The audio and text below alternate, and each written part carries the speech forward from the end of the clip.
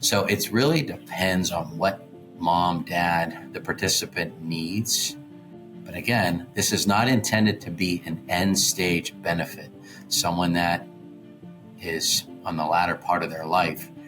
It can be for someone that is just needs some help with grocery shopping, help with doctor's appointments, companionship, meal preparation. I even like saying making the bed. Hey y'all, this is Kosta, and today I'm here with my guest, John Mozdzien, co-founder and executive director of Veterans First, an agency dedicated to provide veterans and their families the support they need for independent living at home. Welcome to the show, John, and thank you for your service. John, for anyone that hasn't listened to our first episode, what is Veterans First, and what service do you provide for veterans and their families? Yeah, great seeing you again, Kosta. Thanks for having me on the show once again. So Veterans First is a company that was started in 2019 in Pittsburgh, Pennsylvania.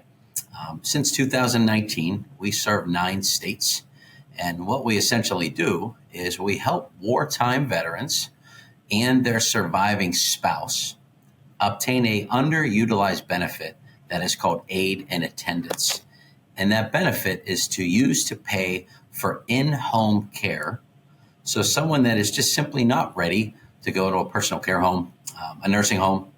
And we don't like to say those aren't warranted because they are, but this is more of a transitional phase, if you will. Now, can any veteran access your service, or are there stipulations on service type, income, or care requirements? Yeah, thank you for asking that. That's a common question. And I wish every veteran could receive this. However, unfortunately, no, they can't. There are criteria. So the criteria are military service, a medical need, and then the financials. I'd like to go over those two briefly with you. So the military is my fellow veteran had to have served a minimum of 90 days of active duty service, with one of those particular 90 days during a classified wartime period. Now, they don't necessarily have to have served in combat. They just had to be enlisted one of those 90 days with an honorable discharge. So that's the military portion for this. The medical is we have to prove that this participant needs assistance with their activities of daily living. So unfortunately, there has to be something, Kosta, that is chronic, that is not going to heal upon its own, a certain diagnosis. Where it comes to be a question is if the client has a broken femur, and that's the only ailment going on, the VA is going to say, when that heals, where do they warrant care? Mm-hmm. So there has to be something that's prolonged. And then when it comes to the financial part, the asset limit just went up, and that is now $155,323. So their home is exempt up until 2 acres, and they're also allowed to own 1 vehicle. Those 2 are exempt. But outside of that, it's just a little over $155,000, the asset threshold that the Department of Veteran Affairs puts out. Very nice. So let's dig down on 3 things. Number 1, when you say wartime periods, can you give us some examples of like date ranges of someone that served in a wartime period? Yeah, sure. So Korea started June 27th of 1950 and went to January 31st of 1955. That's a popular era right now that we see. The hard part now is when someone served, let's say, February 2nd of 1955, that would be classified as peacetime. Wow. So they don't qualify right off the bat. So it has to be during that. World War II, which we don't see a lot of World War II veterans anymore, was December 7th, 1941, and went to December 31st of 1946. Okay. So they just had to serve 1 day during that 90-day stint. But the same example goes, if they served, let's say, 47 to 49, that would be considered peacetime. And you're saying that you see a lot of people that have served in Korea. What about Vietnam? Has that started? Vietnam's a large one as well, too. Okay. But we're seeing a lot of, I would say, Korea, our staff would probably tell me Vietnam, but I might just, Well, and I'll tell you, typically the statistics around long-term care is you have about an 80% chance of needing it once you turn 75, and so it would kind of fall in line because the individuals that were around that age, sure. if they served in Korea, they're probably well into their 80s, so maybe even into their 90s. Yeah, that's the average age of our census, unfortunately. But you can plug into this benefit even earlier than that. Wow. So when you were talking about ADL service types, chronic illnesses, so not a broken femur, because if somebody did have a broken femur, they'll most likely get rehab using Medicare, and then have a cast, and then the cast will be removed, and all that will be paid through Medicare, et cetera. But the chronic illnesses that you're talking about, give us some examples of what you typically go. Of course. Provide services for. We're seeing a lot of families out there because we only speak to the next of kin initially over the phone. But a lot of families are calling us because their dear mother or their father suffers from Parkinson's or dementia, COPD, congestive heart failure. Those are the lot of the diagnoses that we see on a daily basis here at Veterans First. Okay. And the last thing is with regards to income thresholds, $155,000 in assets. So that means that your home plus 2 acres does not count towards that number. Neither does your first one of your vehicles. So realistically, $155,000 is, that's a lot lower than, or a lot higher, than what most people typically save for retirement. Sure. So I'm assuming that there are a lot of veterans out there that would qualify for these benefits. There are. It's just, at the end of the day, it's spreading the awareness out of it that this benefit is just absolutely underutilized. Right. And as a veteran myself and our team, a lot of veterans and surviving spouses at the same time, we have a vested interest to push this information out to everyone. Absolutely. So, John, what's the first thing that people normally ask you, and what does the process of working with you look like from that point forward? The first thing families ask us is, how long does it take to get someone inside to care for my dear mother who needs care right now? The process behind that is, it's a proven model of success that Veterans First has. And number one, the next of kin, we speak to them over the phone to determine eligibility. We never speak to the surviving spouse over the phone. And the logic behind that, it's unfortunate, but there's a lot of predators out there now. Yeah. Let's just be very direct. There are. We don't want to speak to the person that needs the care. We want to speak to their son, their daughter, their aunt, their uncle, what have you. To go over the criteria, which we just spoke about a moment ago, which is military, medical, and financial. The next step, after we hear verbally that they qualify, then we have an amazing internal staff here that assists the family step by step with each document that's needed to prove that client's case. Every family, though, is drastically different from one another, and that really comes on their asset portfolio. Military is definitive, yes and no. The medical is black and white.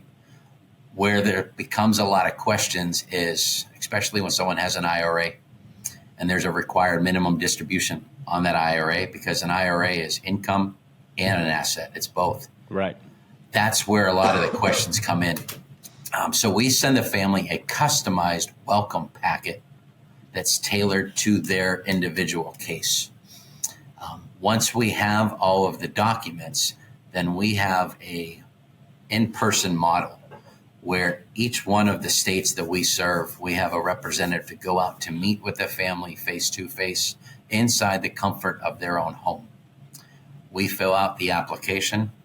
We therefore submit what is called an FDC, and that is an acronym, stands for a fully developed claim to the Department of Veteran Affairs.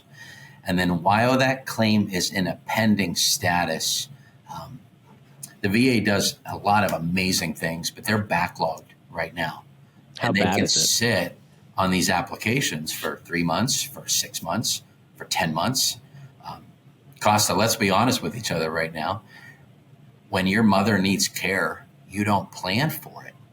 Right. She needs help right now. Someone needs to go to the grocery store and get mom milk because we have jobs. Yeah.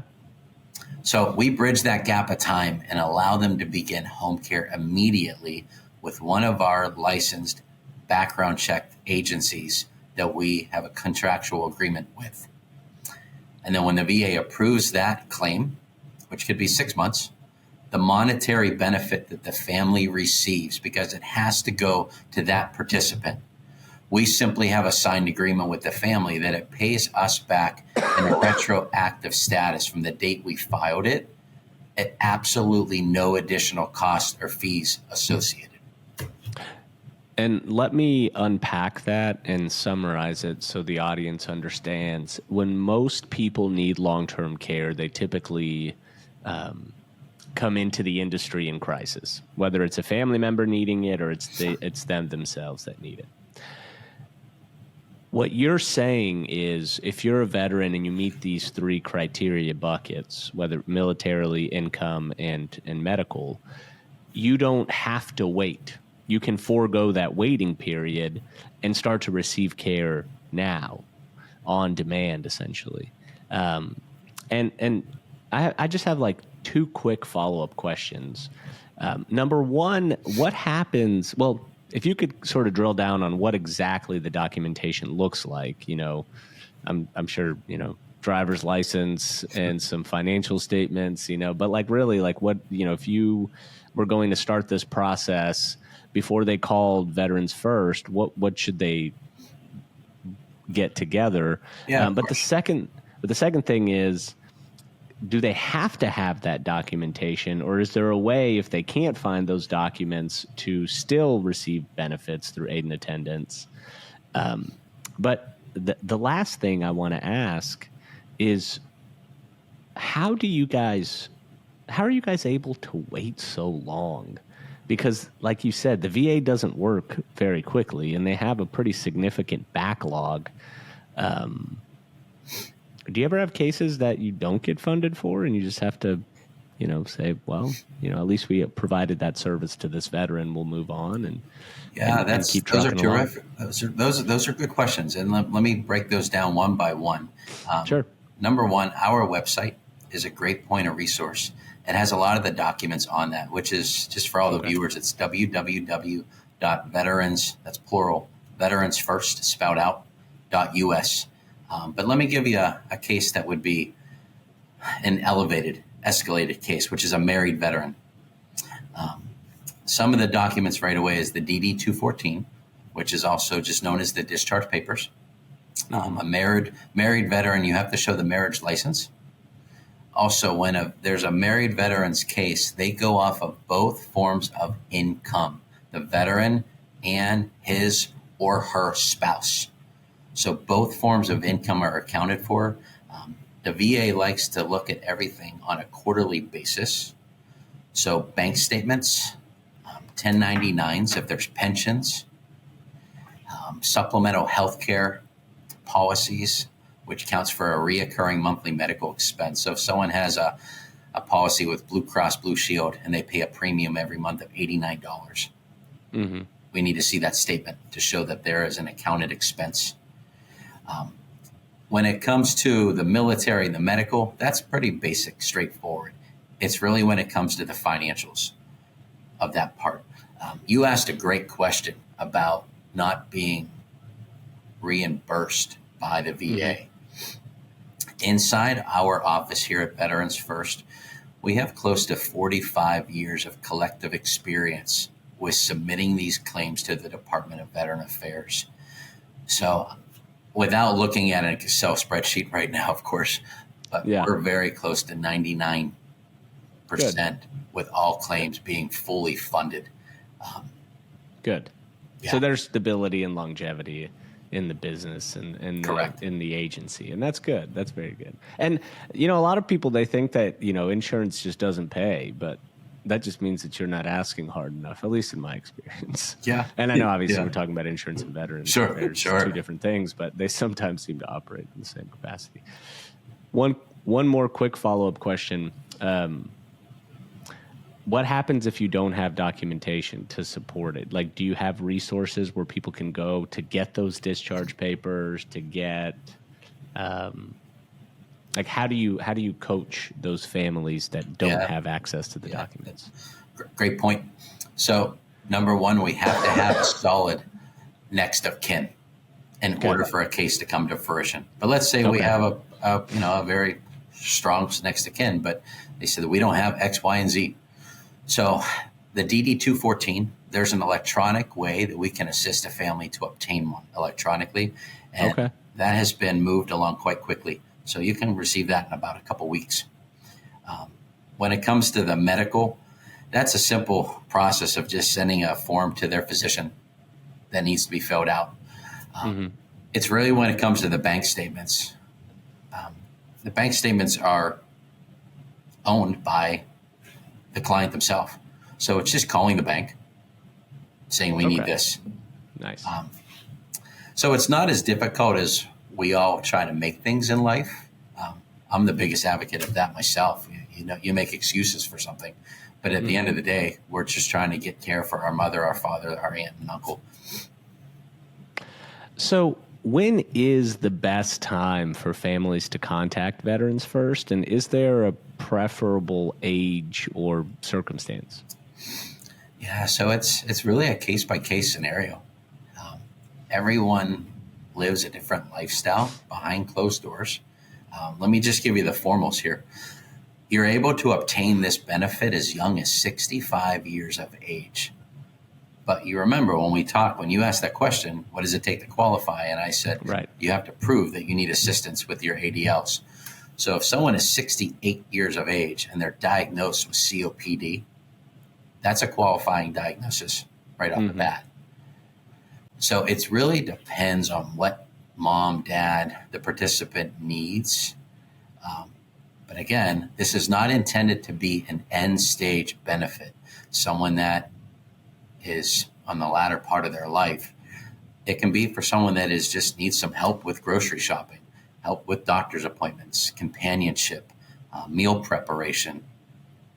I even like saying making the bed. So, John, let me ask you this. All right.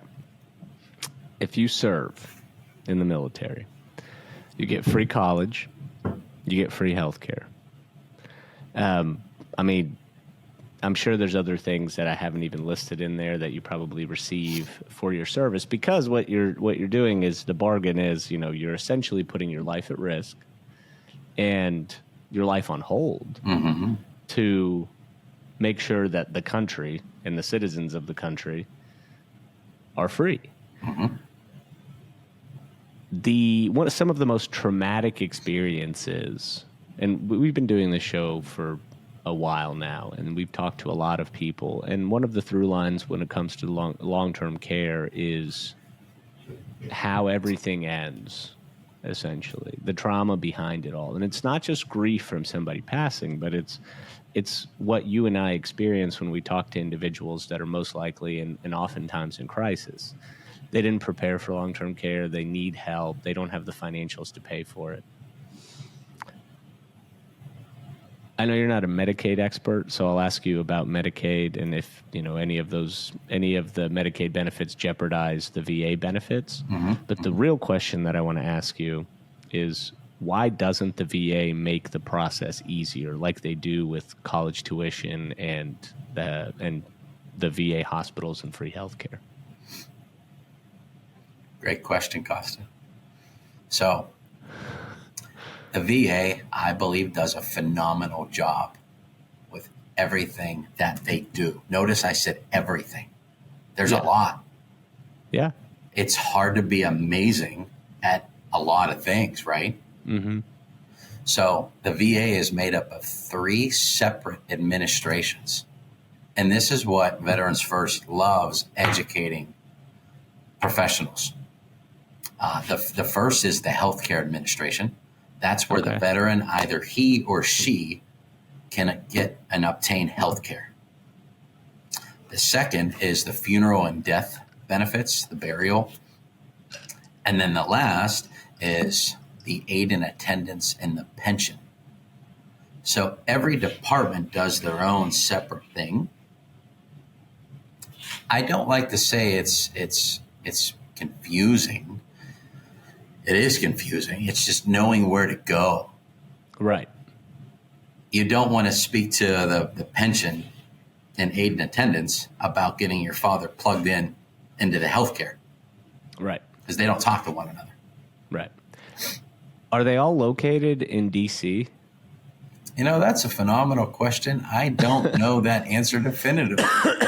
I know they have hubs. Yeah. There's hubs. And when you call 1-800, help VA, and that's just being joking right now on this Friday morning, of course, you can get pushed to different areas. Okay. Because I was going to say, you might as well just go ahead and open up an office right next to the aid and attendance and pension benefit office. Right. Just like literally across the street. And that way you can just walk over there instead of calling them. Just knock on the door, right? If it was that easy. Exactly. Probably do it myself. Right, exactly. So, but real quick, though, does Medicaid, if you do qualify for Medicaid as well as receiving the veterans aid and attendance benefit, do they work in tandem? Are they counterintuitive to one another? Do you have any experience with that? Yeah, I can definitely talk fluid in that. So every state is different. Okay. When we have an applicant that calls our office, one of the first questions we ask them is your mother, is your father currently on Medicaid, or are you thinking to apply for Medicaid? If they say yes, then we advise them to contact their county assessment office. Okay. And ask to speak to their caseworker and make their caseworker aware that they are contemplating and applying for a veteran's pension or a survivor's pension with aid and attendance, and ask them if that will jeopardize their Medicaid benefits. Because if their income is low enough, you can have both. Okay, nice. We have current clients right now that were not educated about this. Again, you don't know what you don't know. Right. And now they're receiving Medicaid benefits, they're receiving waiver hours, and now they're receiving a survivor's pension with aid and attendance. Who is this may be too technical of a question, but who is the primary payer? VA or Medicaid? It's a great question, Kosta. Like who trumps who? Questions. Yeah. I would like to say Medicaid because if they have that first, that takes precedent. Right. But then I'm biased because I'm a veteran myself, of course. So I'm going to say that sweet survivor spouse should get this benefit. So that should be precedent, right? But right. I'm biased. Right. Okay. Well, that's okay. So as we wrap up, in the veterans benefits realm, there are many services that offer many different benefits. Are there any providers you'd recommend our listeners to learn more about? Yeah, of course. Let me give you a website for all the viewers to see that. And that's sure. the VA, which is www.va.gov. It's an exceptional website, and I can explain. So I jotted down some notes before we had this meeting together. So you can learn about how to obtain health care for your mother or father if they're not already plugged into it. They may not be plugged into healthcare because they went through the private sector and they worked their entire life. But they can go back to that website, apply for healthcare right on the website. Housing assistance, if they need some support with housing, life insurance, and even burials and memorials. So that's all on www.va.gov. It's a great resource. We try not to recommend individual companies just because we don't know leadership. Sometimes they change, move over. So I don't want to talk about that. That's great. Can they find certain providers on the VA website, or is that a network that you have to go through a company like Veterans First to access? You have to go through either the VA or Veterans First, because the VA is not going to push out which company is a healthcare provider, because those could change. I see. Makes sense. But I do want to add something, though. You maybe just think of something. if your loved one needs care through the VA and they are authorized home care hours through the VA, and you would like to work with a specific provider, home care agency, you can let the social worker know at the VA, I would like to have care under X, and name that specific provider. And then that social worker can write an auth so that agency can receive that client. Makes sense. So they have the choice. Correct. Nice. So we always like to end the show with a call to action. What is your advice to veterans and their families on how to make the most of their veterans' benefits and aging plan? Number one, get educated. Know what's out there. Know the three administrations that we spoke about: healthcare administration, funeral and death benefits, aid and attendance, and pension. Like I mentioned, the VA is a great resource, www.va.gov. When it comes to Veterans First, again, we help veterans and their surviving spouse bridge that gap so they remain in their own home, staying as independent as they possibly can before they have to transition into a personal care home. So number one, get educated.